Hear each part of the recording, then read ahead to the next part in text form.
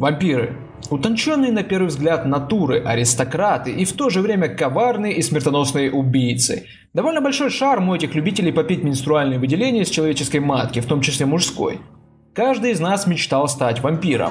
Такая себе фантазия. Кто-то мечтал трахнуть сразу 2 тёлок, а кто-то сдохнуть, чтобы потом переродиться бледным клыкастым куском мяса. Я так тонко вам намекнул, думаю, вы поняли, что это продолжение рубрики «Во что поиграть на ПК» и обзор на Vampire.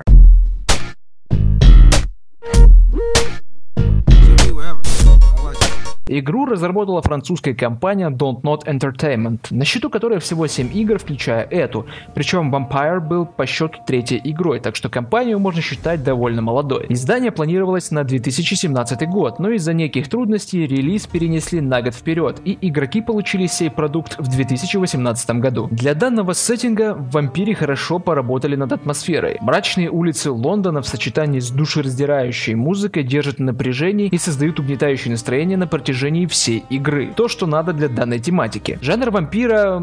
хуй знает какой тут жанр. Тут всего понемногу есть. И ролевая РПГ, и экшен, и детектив, и фэнтези. Даже хоррор можно приписать, потому что местами все-таки бывает стрёмно. Такой себе Ведьмак на минималках. Игра погружает нас в 1918 год, во времена после Первой мировой войны и эпидемии испанского гриппа. Наш главный герой Джонатан Рид, блестящий врач-хирург, известный на всю Англию, возвращается с фронта в родной Лондон. И сразу же подвергается нападению неизвестного вампира. Джонатан оказывается везучим малым и не отбрасывает копыта, а превращается в вампира. Он приходит в себя в братской могиле для зараженных и не понимает, почему он здесь и какая бутылка была лишней. Вася, что творится? Естественно, он еще не понимает, что он теперь вампир, но ощущает дикую жажду крови и закусывает первой попавшейся живностью. Утолив голод менструальными выделениями, Джонни приходит в себя и обнаруживает, что он захавал собственную сестру. Захавал ее! Захавал с потрохами, захавал ее! Даже коренной зуб не зацепила шапка! И все развитие сюжета завязывается на том, что наш протагонист пообещал своей покойной сестре найти того штриха, который превратил его в монстра, вследствие чего он в приступах эпилепсии захуярил ее. Ах да, и найти лекарство от испанки. Вот.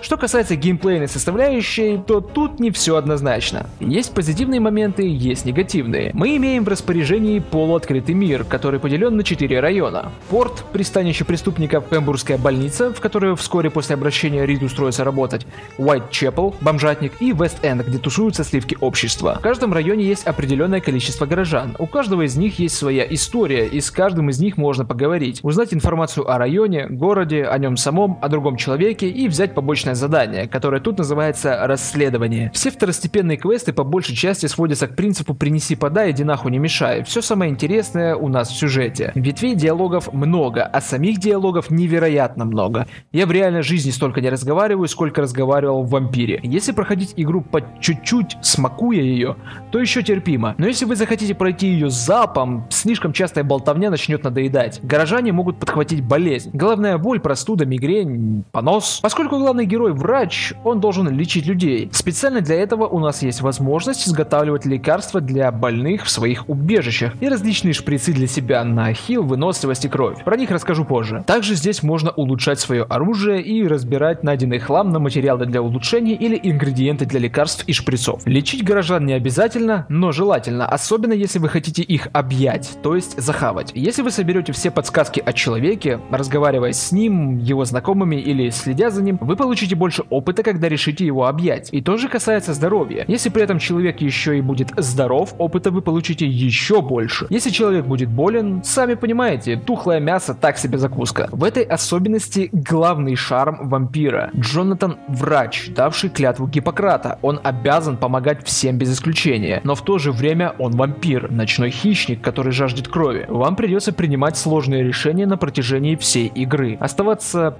таким себе добрым врачом-вампиром и пройти игру, не убивая никого из обычных горожан, либо поддаться инстинктам хищника и жрать всех, кого встретите. Решения настолько тяжелые, что даже понимая, что это игра, ты будешь чувствовать угрызение совести. И от твоих решений зависит то, как будут развиваться события в Лондоне и какая будет концовка у игры. Да, их несколько. Так что вампир реиграбелен. Чтобы выучить новые умения или улучшить старые, нам нужно поспать. Наш доктор вампир ведь, так? Поэтому бодрствует он только по ночам. И чтобы наступила следующая ночь, нужно отправиться в убежище и лечь поспать. А перед сном раскидать очки опыта. За время сна в Лондоне будут происходить различные события. Это будут последствия ваших действий. Люди, которым вы дали лекарства, выздоровят. Здоровые могут заболеть. И также могут происходить глобальные события, если вы убили или наоборот спасли человека. Кстати, у каждого района есть вот такая шкала. Если все жители района живы и здоровы, шкала будет на максимуме, а у торговцев товаров будет больше и дешевле. Если район будет в тяжелом состоянии, у торговцев будет мало товаров, к тому же они будут очень дорогими. А если шкала упадет до нуля, то район вообще заполнит монстры и его закроют. У персонажа есть 3 шкалы: здоровье, выносливость и кровь. Здоровье постепенно само регенерирует, когда мы выходим из боя. Также его можно пополнить, укусив врага в бою, самопохилиться своей кровью или использовать сыворотку.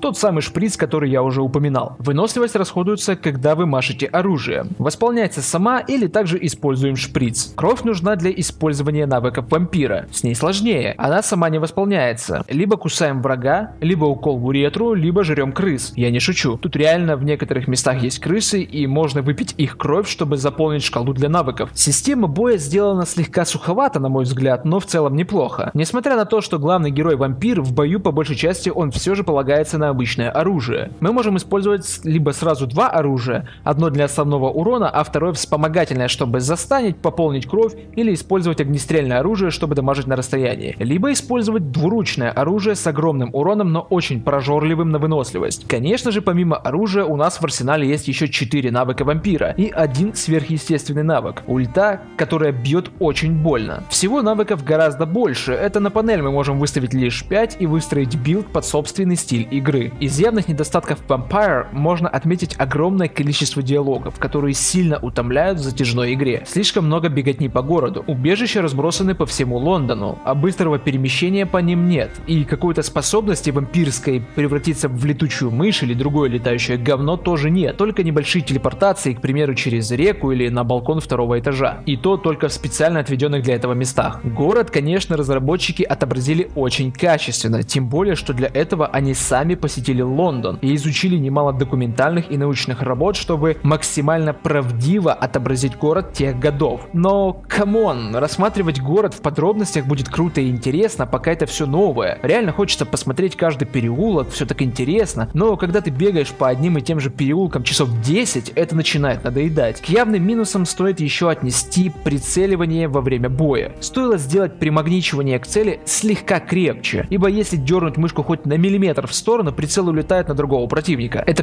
пиздец как бесит и порой очень мешает драться. Меня не раз отпиздили просто из-за того, что сбивался прицел, и мои атаки летели либо не в того, кого надо, либо вообще в воздух. А вишенкой на торте минусов будет чутье вампира. По идее, оно должно дать нам в руки легальный чит, с помощью которого мы можем видеть людей, у которых бьется сердце, вдобавок видеть, болен человек чем-то или нет. Но радиус его действия такой же, как и обычное зрение. Так нахуя нам это чутье, если я и своими глазами заебись вижу? Кстати, если решите проходить эту игру никого не убивая, готовьте попку к приключениям. Больше всего опыта дают именно за убийство мирных людей. За убийство врагов и выполнение заданий дают намного меньше опыта. Разработчики прям подталкивают нас есть невинных людей. Лично я смог пройти никого не убивая. Правда, противники были на 6-7 уровней выше меня и пиздили меня как сутулую собаку немало раз. Но я прошел. Так сказать, смог сохранить образ врача, насколько это было возможно. В целом, Vampire ощущается как хорошая книга. Когда я прошел эту игру, у меня было чувство, будто я не игру прошел, а прочитал книгу. Добротный такой детектив. Если вы все не могли решиться, играть в эту игру или нет, однозначно играть. Несмотря на имеющиеся косяки, Vampire очень даже съедобная игра. Все требования к игре я оставлю в описании, сравните их со своим ПК. И однозначно вы обязаны поставить этому видео лайк, поделиться им с друзьями, оставить комментарий